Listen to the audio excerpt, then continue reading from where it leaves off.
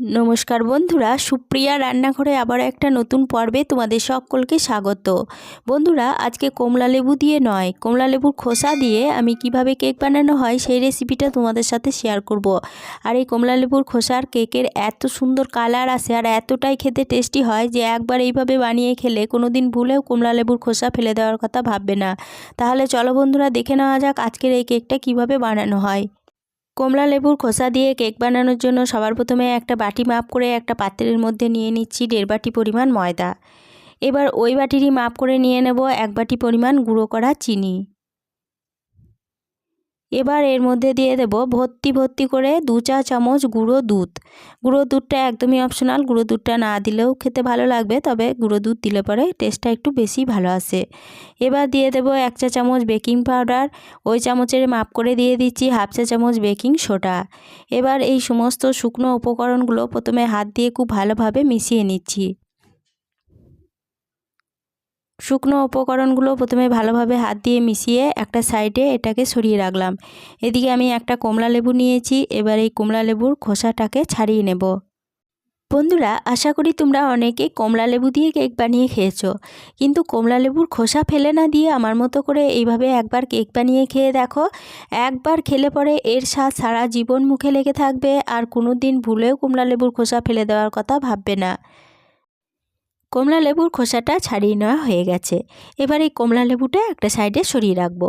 কমলা লেবুর পিছনে যে এই শক্ত একটু অংশ আছে সেই অংশটুকু আমি বাদ দিয়ে দিচ্ছি।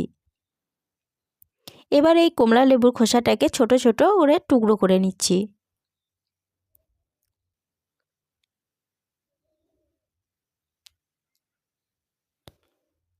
সমস্ত কমলা লেবুর খোসাটাকে ছোট ছোট করে টুকরো করে নেওয়া হয়ে গেছে। এবার এই খোসাগুলোকে আমি একটা সাইডে সরিয়ে রাখছি। এদিকে আমি একটা মিক্সিং জার নিয়েছি আর এই জারের মধ্যেই আমি চিনিটা গুঁড়ো করে নিয়েছিলাম। এই জারের মধ্যেই সমস্ত কমলা লেবুর খোসাগুলো দিয়ে দিচ্ছি। কমলা লেবুর খোসাগুলো দিয়ে দিলাম। আর কমলা লেবুর খোসা কিন্তু খেতে একটু তেতো হয়, তেতোটা যাতে না লাগে তার জন্য এখানে আমি দিয়ে দিচ্ছি 1 চা চামচ চিনি আর দিয়ে দিচ্ছি সামান্য পরিমাণ লবণ।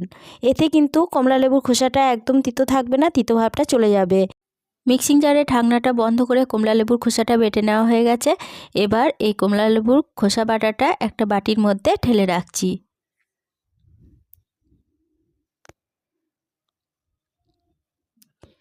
সমস্ত কমলা লেবুর খোসা বাটাটা একটা বাটির মধ্যে ঢেলে রেখে দিলাম।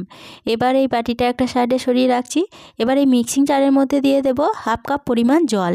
এবার এই জলটা মিক্সিং জারটা ধুয়ে এই কমলা লেবুর খোসা বাটার মধ্যে দিয়ে দিচ্ছি।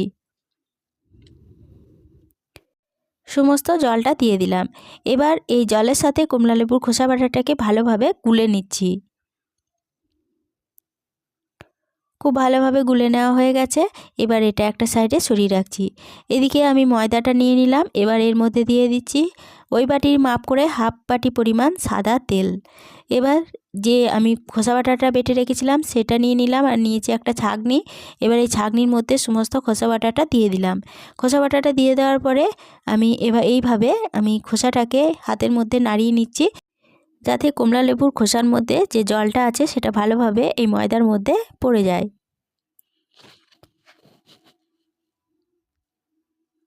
কমলা লেবুর খোসার মধ্যে যে জলটা ছিল সেটা খুব ভালোভাবে ছাঁকনির সাহায্যে ছেঁকে এই ময়দার মধ্যে দিয়ে দিলাম।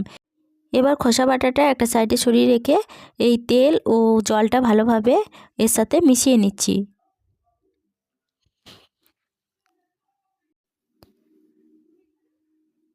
জল ও তেলটা ভালোভাবে মেশানো হয়ে গেছে। এবার এর মধ্যে দিয়ে দেব দুধ। যে বাটি মাপ করে সমস্ত উপকরণ ব্যবহার করেছিলাম সেই বাটিরই মাপ করে 1 বাটি পরিমাণ নর্মাল তাপমাত্রা দুধ নিয়েছি। গরমও না ঠান্ডা না, নর্মাল তাপমাত্রা দুধ নিতে হবে। এবার এই দুধটা অল্প অল্প করে দিয়ে আমি এটা গুলে একটা ব্যাটার বানিয়ে নেব। আর দুধটা অল্প অল্প করে দিয়ে ব্যাটারটা বানাতে হবে। একবারে তাড়াহুড়ো করে পুরো দুধটা দিয়ে দিলে ব্যাটারটা কিন্তু পাতলা হয়ে যেতে পারে। প্রথমে অর্ধেকটা দুধ দিয়ে আমি ব্যাটারটা গুলে নিয়েছি, তারপরে পুরো দুধটা এই ব্যাটারের মধ্যে আবারও দিয়ে দিলাম। এবার এটাকে আবারও খুব ভালোভাবে গুলে নিচ্ছি।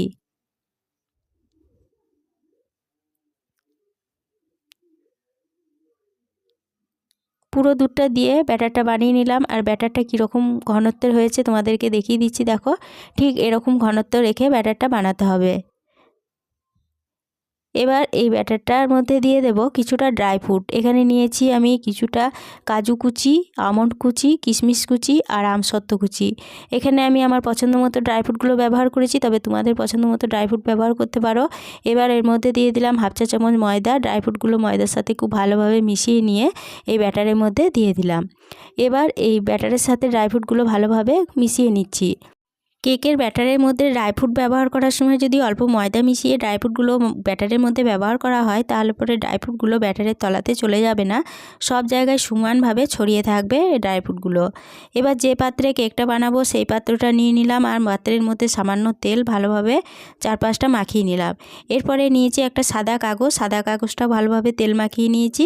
এবার এই ব্যাটারটা এই পাত্রের মধ্যে ঢেলে দিচ্ছি।